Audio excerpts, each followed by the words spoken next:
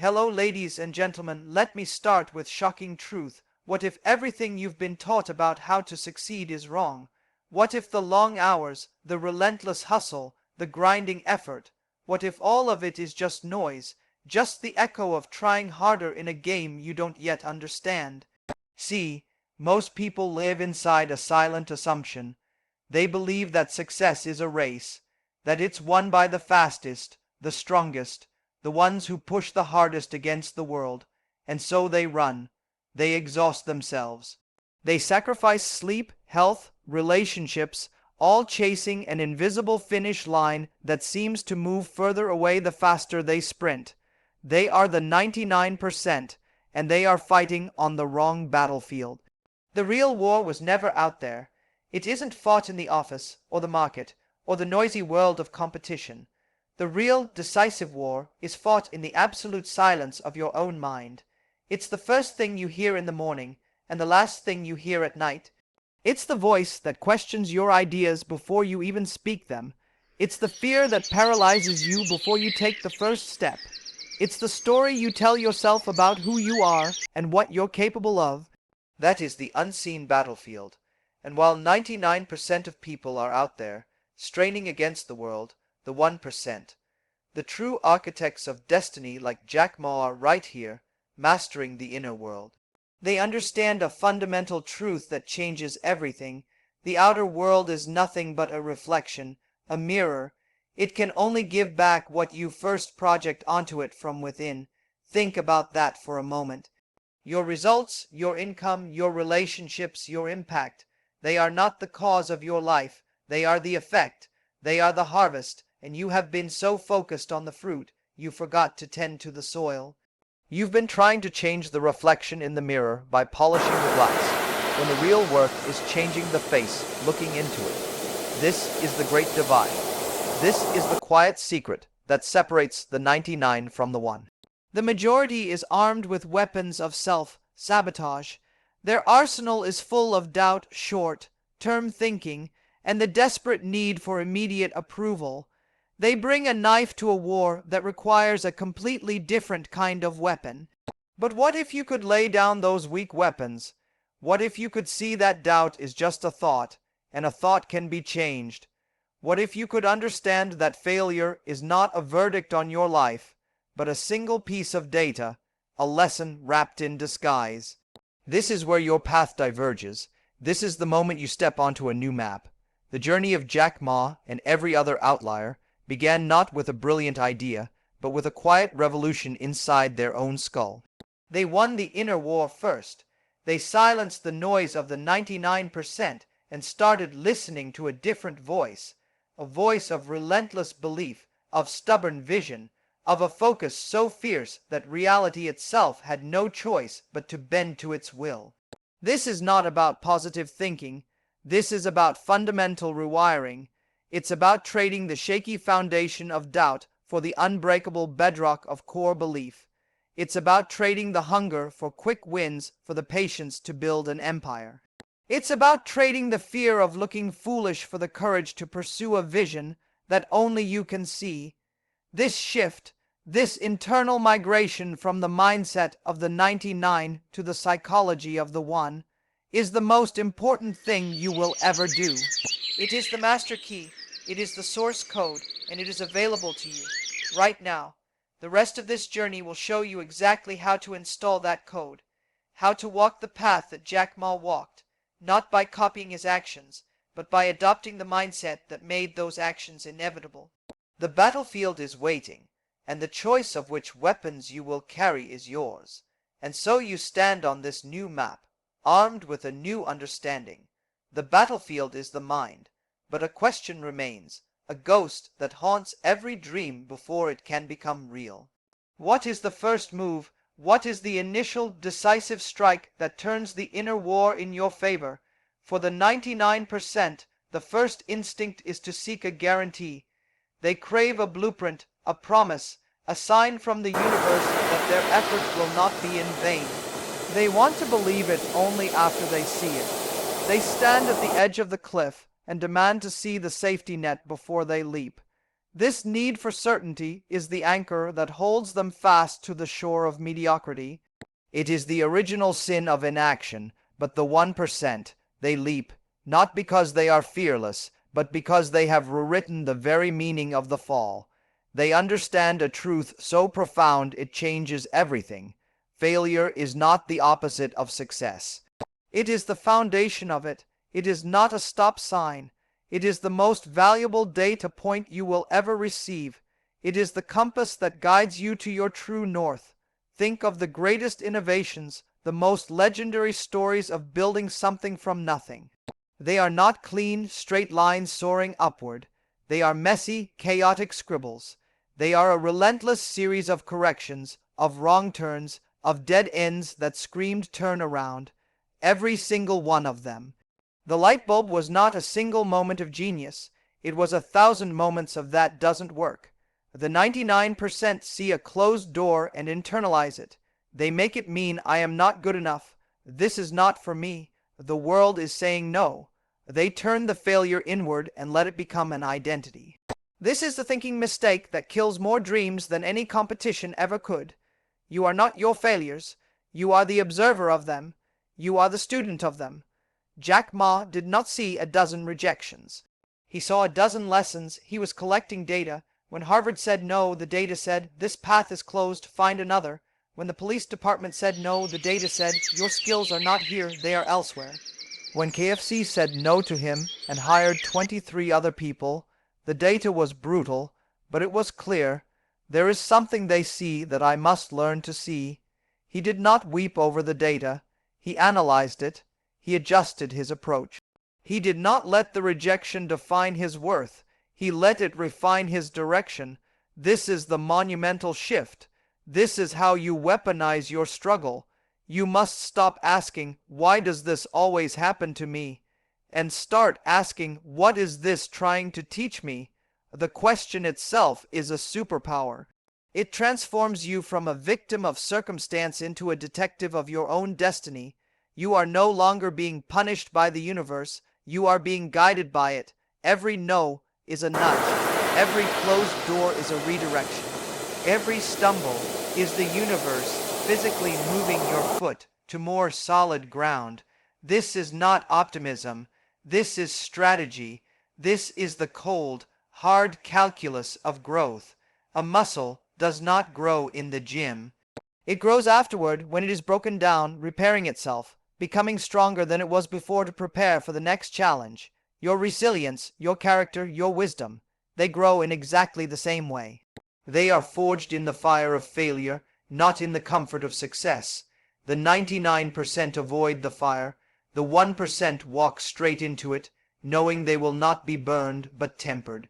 They know that on the other side of that temporary discomfort is a version of themselves so strong, so adaptable, so fearless, that no market crash, no rejected idea, no skeptical critic can ever truly break them again. They have taken the one thing everyone else runs from and turned it into their greatest fuel. This is your invitation to do the same, to reframe, to rewire, to see the obstacle not as a barrier but as the way. So you've learned to reframe failure. You've stopped running from the fall and started listening to its lessons. You've embraced the data, but data alone is not enough. Information without application is just noise. Now you face the next great filter, the next dividing line between the 99% and the 1%. It is the question of vision, not just having a vision, but the kind of vision you possess. The 99% operate with a tourist's vision. They only believe in the destinations they can already see on the map. They need proof. They need validation. They need someone else to have already made the journey before they will even pack their bags. Their belief is conditional. It is fragile. It is borrowed. But the 1%, they possess the vision of a pioneer. They don't need to see the path because they are the path. They don't need a map because they carry the destination within them, so vivid, so real, so tangible, that it pulls them forward with a gravitational force nothing can break. This is not wishful thinking. This is the raw, creative power of the human mind. the ability to see a reality that does not yet exist, and then to live, breathe, and act as if it is already here.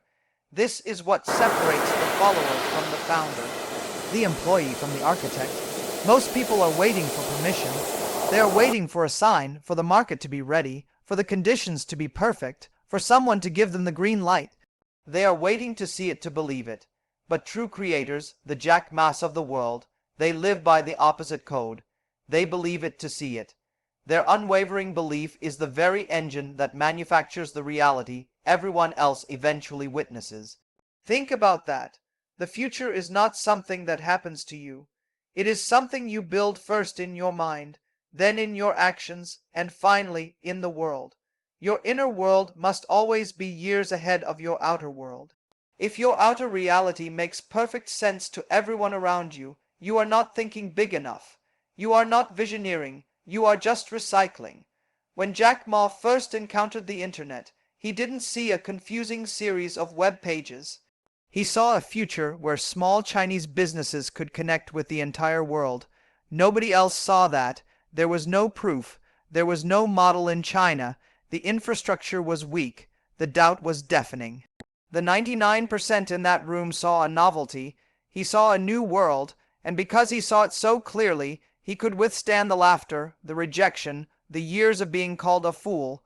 His vision was his armor. His belief was his fuel.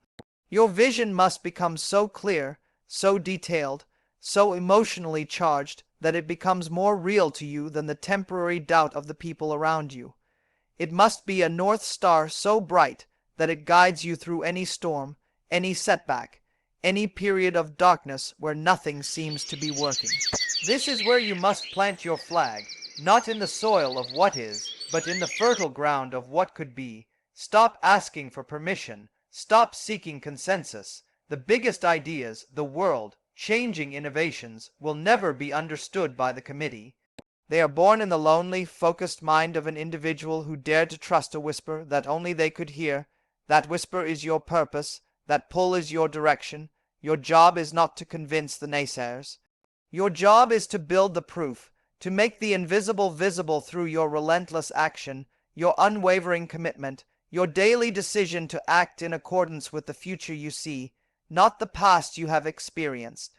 The world will always call you a fool until you succeed. Then they will call you a genius. The label doesn't matter.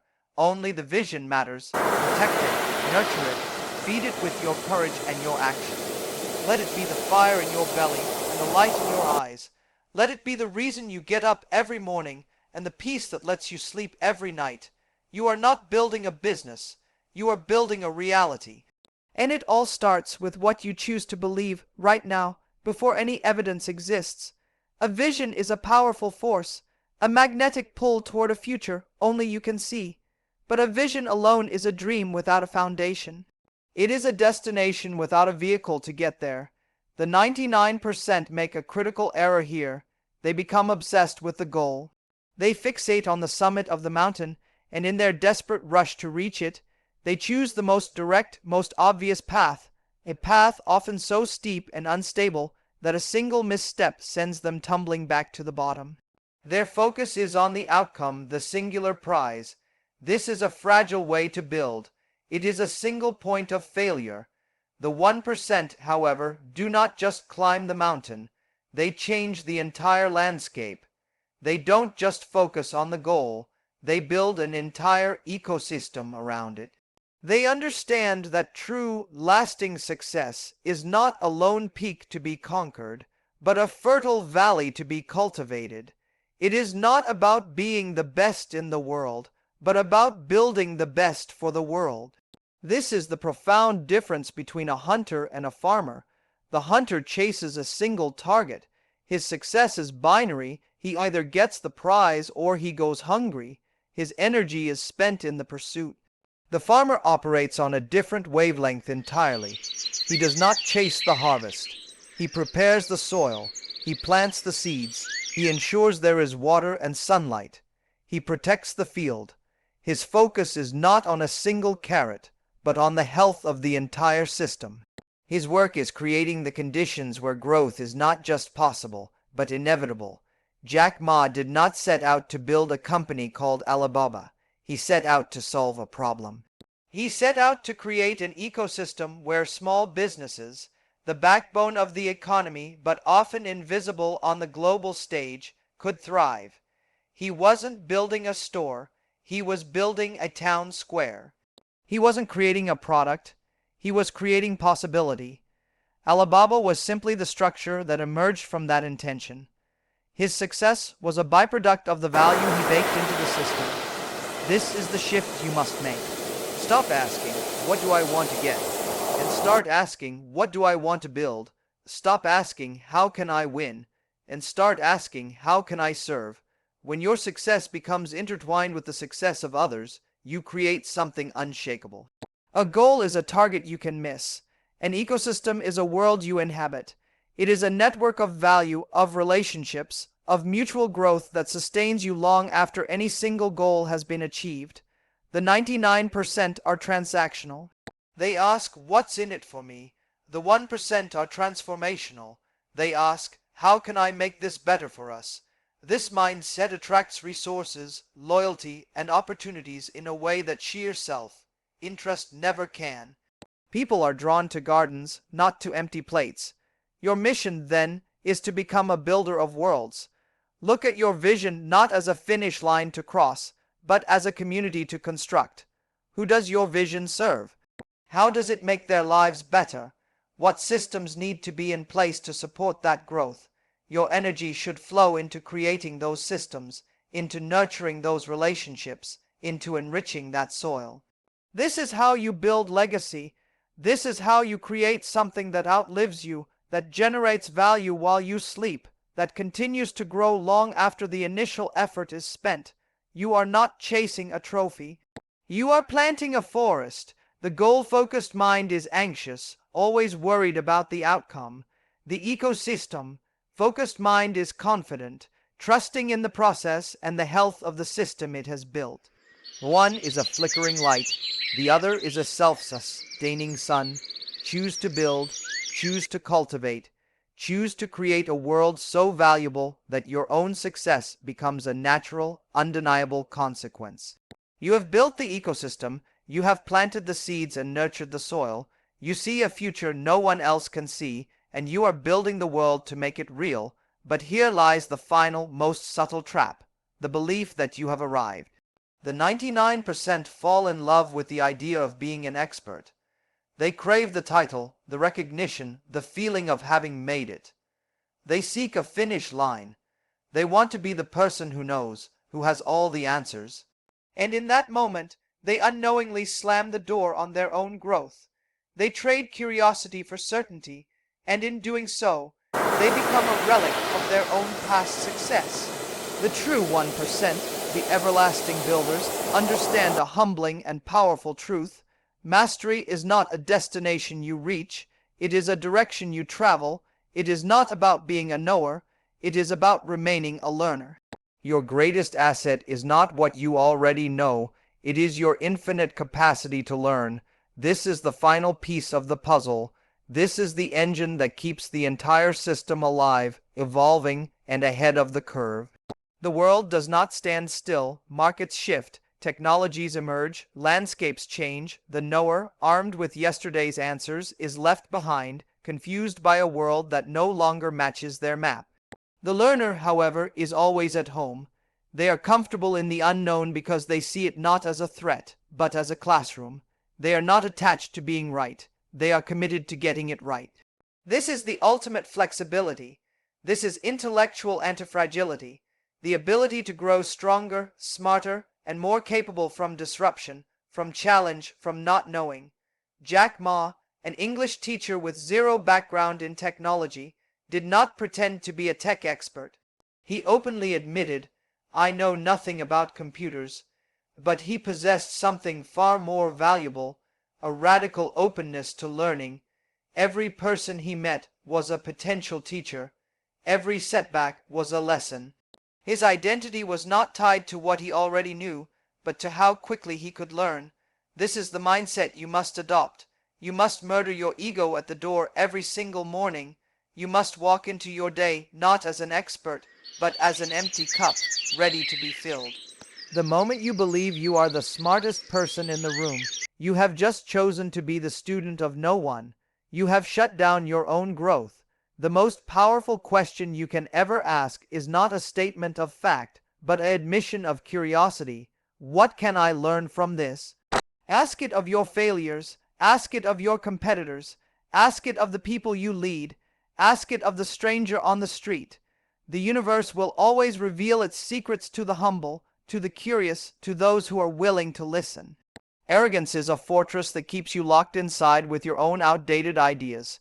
Humility is a passport that grants you access to the collective intelligence of the world. This relentless pursuit of learning is what fuels the vision and sustains the ecosystem. It is the perpetual motion machine of success. It ensures that you are never obsolete, never finished, never stagnant. You are a river, not a reservoir. You are constantly moving, evolving, and carving new paths through the landscape of possibility. This is how you build a legacy that lasts, not by clinging to what worked yesterday, but by constantly discovering what will work tomorrow. Your journey does not end with a victory lap. It continues with a new question, a new challenge, a new frontier to explore. The day you stop learning is the day your legacy begins to die. So choose to be a perpetual student. Let your curiosity be greater than your confidence. Let your hunger for knowledge drown out your desire for applause. Stay foolish, stay hungry, stay open, and watch as the world, in all its infinite wisdom, continues to reveal its secrets to you. This is how you don't just succeed. This is how you never stop succeeding. This relentless pursuit of learning ignites a fundamental shift in identity, a quiet transformation where the need for external validation is replaced by an internal compass forged through self-awareness and purpose. The 99% remain trapped in a cycle of performing. They seek applause. They crave likes, promotions, and approval. Their actions are dictated by the invisible audience in their minds, an audience that constantly asks, do they like me? Am I impressive? Do I belong? This is exhausting. It is a leak in your energy, a constant drain on your potential. You are renting your self-worth from other people, and the price is your authenticity. But the 1% have moved beyond performance. They operate from a place of conviction. Their drive comes not from a desire to be seen as great, but from a deep, unwavering connection to a purpose that is greater than themselves. They are not here to impress the crowd. They are here to build something that outlives them. This is where true power resides, in the quiet confidence that comes from knowing your why. When you are rooted in your purpose, the opinions of others lose their weight. Criticism becomes feedback. Praise becomes data. Neither can derail you because your mission is your anchor. You are no longer reacting to the world. You are responding from a deep, internal source of truth. This is freedom. This is the ability to make bold decisions, to take unpopular stands, to walk through the fire of doubt without getting burned. The 99% are constantly adjusting their sails to catch the wind of popular opinion. The 1% have installed their own engine. They create their own wind. They understand that trying to be everything to everyone is the fastest way to become nothing to yourself. This inner conviction is what allows you to withstand the silence, those long stretches of time when nothing seems to be working, when the world ignores you, when there is no applause. The 99% interpret this silence as failure. They need constant noise to feel they are on the right path. But the 1% know that the most important work is done in the quiet. The seed grows underground in the dark, long before any green ever breaks the surface. Your belief must be so strong that it becomes its own reward. The act of building, of creating, of moving closer to your vision must be fulfilling in itself. The joy is in the effort. The satisfaction is in the struggle. The external result is simply a byproduct of your internal commitment. This is how you tap into a reservoir of energy the 99% don't even know exists. When you work for applause, your energy is finite. It depletes quickly and needs constant refueling from the outside. But when you work from purpose, you are connected to something infinite. Your energy becomes self-renewing. Each step forward, each small victory, each lesson learned fuels the next. You are not waiting for someone to give you permission to be great. You are granting yourself that permission every single day through your actions. You stop comparing your journey to anyone else's because you are the only one on your path. Your only metric for success becomes your alignment with your own deepest values and the progress you make toward the vision only you can see. This is the final surrender of the ego, the release of the need to be important, and the embrace of the desire to be useful. It is the understanding that your legacy will not be measured by the titles you held or the wealth you accumulated, but by the value you created and the lives you elevated. You are not here to win the game. You are here to change it. You are not here to collect trophies. You are here to plant forests under whose shade you may never sit. This shift from performer to pioneer, from approval, seeker to purpose, driven builder, is the ultimate liberation. It is the moment you truly step into your power and claim the life you were meant to lead. Not a life of noise and validation, but a life of quiet conviction and profound impact. The world doesn't need more people playing a role. It needs more people who have the courage to play their own game, fueled by a fire that no outside force can ever extinguish.